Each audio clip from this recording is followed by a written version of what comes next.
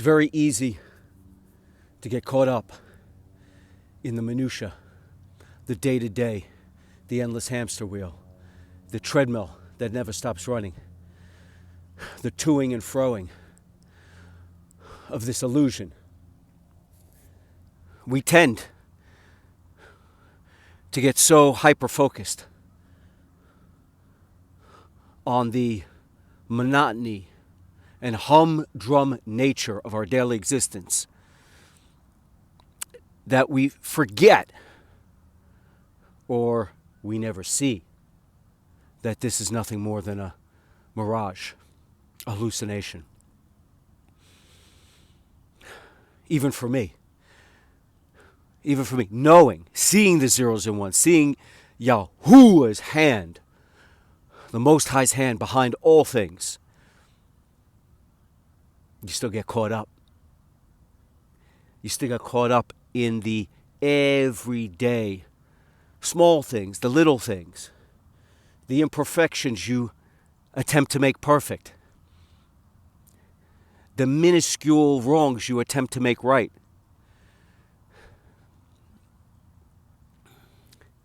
The never-ending attempt to improve oneself. And you get lost in the weeds. There's that old saying. It's a cliche, really. But all of these old sayings, there's truth in them because, as has been said, there is nothing new under the sun. And that is, we lose sight of the forest for the trees. Or maybe it's that we don't get to appreciate the trees because we're caught up in trying to understand the forest. Either way, there's meaning in both. But you might still think that what you're seeing around you, all of this banality, the rote nature of the things that befall you in your daily existence, you might still see the lines in which you color as being reality. And so you don't ever get a glimpse of the peace and the joy and the healing and the solace and the loving and the everlasting life and the word and the way and the truth of Yahuwah, Yahusha. Because you're so entrenched, you're so glued, you're so interwoven with this hallucination and the humdrum nature of it all, that if you really audit your life, you find that it's just made up of a bunch of meaningless, purposeless actions that lead nowhere. And at some point, this is where depression sets in. This is where sorrow sets in. This is where frustration sets in. Anxiety sets in. All of these issues that we face, mindset-wise, psyche-wise, is because we're tied down to this endless hamster wheel and we can't see beyond it. But And to do anything more, to get deep into philosophy and to get misled by all of the false prophets that are out there, all of the so-called wise ones and holy ones and magi and yogis and mentors, and I mean, just it's endless, those that would do nothing but seek to mislead you to their own blueprint, their own instructions, their own interpretation of Yahuwah, Yahusha, such that they chain you to them, they yoke you to them, and they hold themselves out because what they give you is so complex, so comprehensive, so intricate. It's impossible to follow without their guidance, without their instruction, without their absolution, and without their interpretation. So you're tied to them.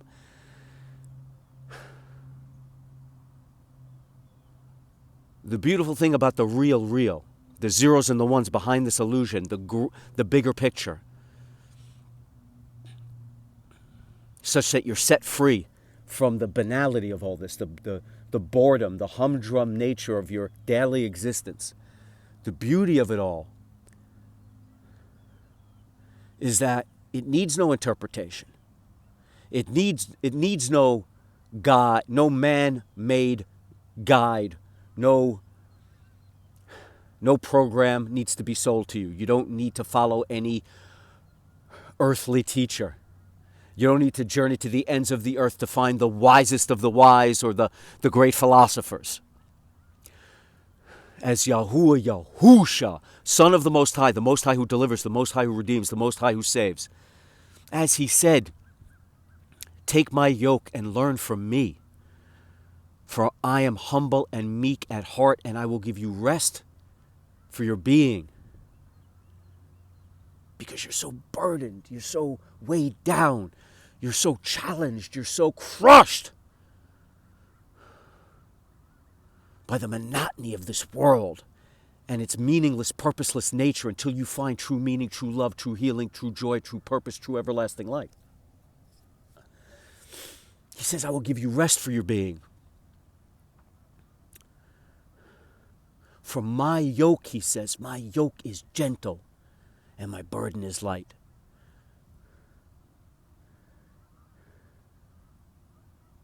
And not that following the way, the truth, and the life, that narrow path that leads to the narrow gates, that leads to the kingdom to come,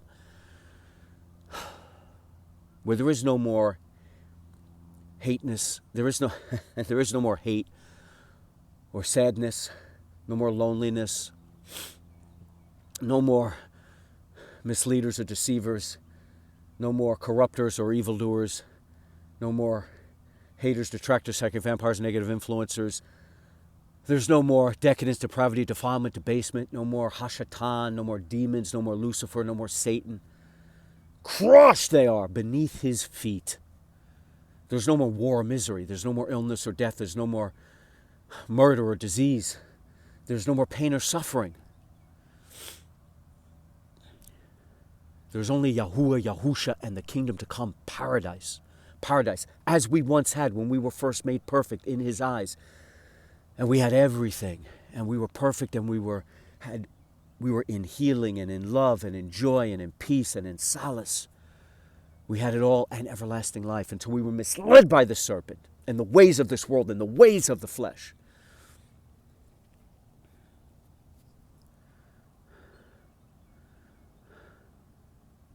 He crushes all of that deceit and deception beneath his feet, washes it all away. And he lives amongst us once again. And there's only everlasting love, everlasting healing, everlasting joy, everlasting peace, and everlasting life. And where we can love him, honor him, glorify him, praise him, and worship him with all of our heart, souls, mind, and strength in a manner that pleases him most, because we are perfect once again, as we were.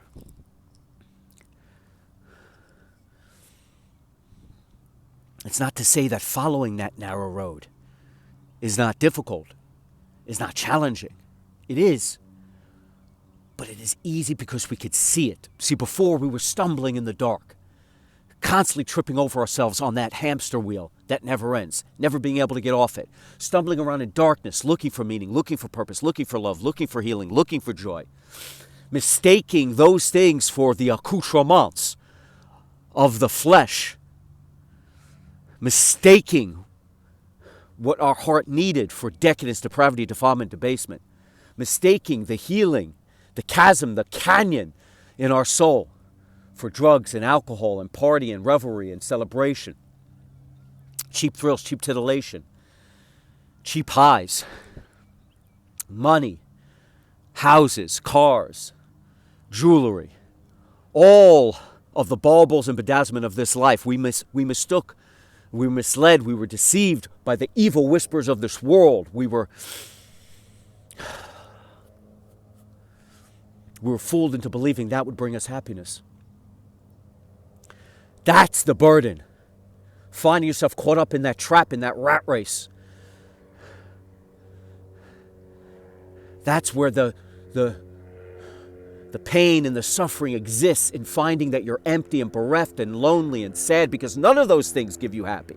nor the glory and esteem of man, nor all of their kudos, all of the titles, all the championships that you chase, all the mountains you climb only to find you're at the bottom of another mountain, all the questions you get answered only find there's more questions, all the doors you open only find that there are more doors locked in front of you, never getting the key that opens it all until you hear his calling, you heed his calling. His calling is your conscience. He's knocking on that door every day. He's beckoning you. Most of the time, we choose to ignore it because we turn a blind eye, we turn a deaf ear. We don't want to know, we don't want to see.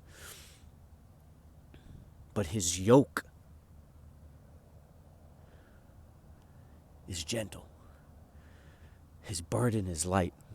And although this narrow path is not without its challenge, only because we're still in this world, in this illusion, tied to it in some way, we still have to navigate it. But now that we see the zeros and ones, now that we can see the path, because his light absolutely obliterates the darkness that we were stumbling around in, because he is the light of this world of which the darkness cannot comprehend, the darkness cannot understand, the darkness cannot fathom, the darkness cannot overcome. So now we live in his light, his warmth, his glory, his healing. But that same light that shines out on us, and in our salvation, in coming to Yahusha, asking for his grace, asking for salvation, we're flooded with the breath, we're baptized with the set-apart spirit, the breath of Yahuwah, the Ruach. And we're baptized in fire such that our heart is purified of all poison, of all toxins, of all chemicals, of all evil. And now our heart is righteous, and now that light bursts forth from when it heals us from within, bursts forth from us in an infinite number of ways, such that we're now compelled to live a life of example for our people, such that they could see us living with that dynamism, that robustness, that joy, that healing, that energy. And they know that if we can be saved, they know because they see that light emanating off of us, they know that they can be saved. So we live as an example for our people. We're like a lighthouse for those ships that are lost at sea. But that same light also illuminates that narrow path. So now we can see it. And what makes his yoke gentle and his burden light is that he gives us the strength now through the Ruach that lives with us, through our salvation and coming and confessing that he has come in the flesh, in repenting before him and asking for his forgiveness and feeling his love and being filled with the Ruach, being filled with his light. Knowing true grace, true redemption for the first time, and true forgiveness for the first times in our life. Because having come to that point, we know the sadness, we know the despair, we know the anxiety, we know the frustration, we know the loneliness, we know the shame and the guilt for who we were, what we were, and coming to him on our knees and surrendering to him, taking his gentle yoke. Offloading the burden of the humdrum nature of this world, the tapestry we're caught up in, filled with the meaninglessness and the purposeless tasks of this life, handing that heavy, weighted chainmail over to him and being restored, refreshed, revised, renewed, reborn, stronger than ever. He gives us the strength to carry the burden, the light burden of walking his path, because now we walk it willingly. We walk it not because we fear punishment, but because we love him with all of our heart, soul, minds, and strength. We've received the word. We know the way, the truth, and life. We understand the ultimate commandment to love Yahuwah with all our heart, soul, mind, and strength. Love our fellow man as we love ourselves. So now we walk that commandment from which all other commandments spring, from which all the good things spring, from which all productivity, prosperity, wholesomeness, goodness, love, all the revelations, all the epiphanies, all the understandings spring from that simple commandment that he gives us and that floods our heart such that we understand it is written on our heart, the living law, the new law written on our heart, not like stone, not like the old commandments, not like the stone that perishes and fades and that we only followed because we feared condemnation, that revealed our sin and that meted out punishment. Those old traditions, rules, and regulations. They're meant for the unbelievers, the unfaithful, the new law, the living law when you receive Yahusha. And that living law, that singular commandment that you now understand and know, you follow that living law that gives you everlasting life. You follow it naturally, willingly. You desire to follow it. You're compelled to follow it because you love him. You want to. You know it brings you peace, solace, joy, healing, and everlasting life. And so it's easy to take his yoke. His yoke is gentle. He is meek. He is humble. Not meek as in weakness. Meek as in true strength. The strength to restrain your passions, to show discipline and self-control, to be humble in the face of it all. And you come to him in all humility, and he floods you with that grace. He floods you with that understanding. He floods you with those epiphanies. He floods you with those revelations. You receive more than you could have ever imagined. All that you search for, finally, you receive it all and more. Your cup overflows such that you're compelled to share it, to pay it forward, to shout from the rooftops, and to spread the good news. And all the questions you've ever asked, they're answered and more. The revelations, the epiphanies, the understandings, the comprehensions, such that every little word that he gives you in nourishing your soul on a daily basis, reading the good news, reading his parables, reading his stories, reading his phrases, reading about his life, even of the apostles, every single phrase, every single verse, every single chapter, as you ruminate, contemplate, and nourish your soul, they bring on new meaning, new understanding, new comprehension. You understand more than you ever imagined, and the zeros and ones are so clear now. You truly see what it's all about. You're no longer bothered by the humdrum nature of this world with its evils and its sin and its decadence, depravity, defilement, debasement. You can finally separate yourself from it. See it for what it is. Now you see the bigger picture. Now you see the grand plan. Now you see the hand of Yahuwah.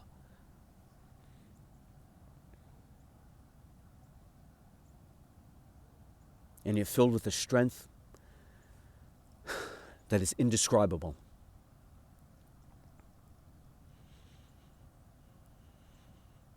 And it's both the hardest thing you'll ever have to do and the hardest thing you'll ever have to do and the easiest thing you'll ever. The hardest thing you'll ever have to do is because you're going to have to do the one thing that all humans hate to do, and that is to give up total control, to swallow your pride, to admit you were wrong, to attempt to absolve and gain forgiveness and redemption for what you know was wrong, admitting you were wrong, repenting before Yahuwah, Yahusha, and asking for his salvation and surrendering to him completely. We're humans, we don't like to give up control. We don't like to admit we're wrong.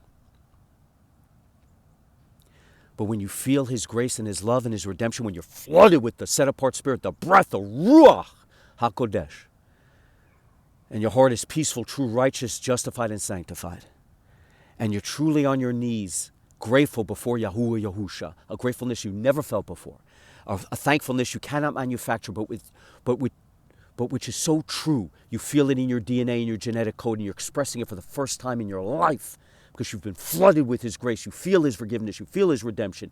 You now know you have that everlasting life, that glory, that strength, that love, that peace, that solace, that healing, that joy. You feel the vibrancy, the robustness, the dynamism of the path you're walking on that leads to everlasting life. You have everlasting life. It's written on your heart. You know it. You feel it.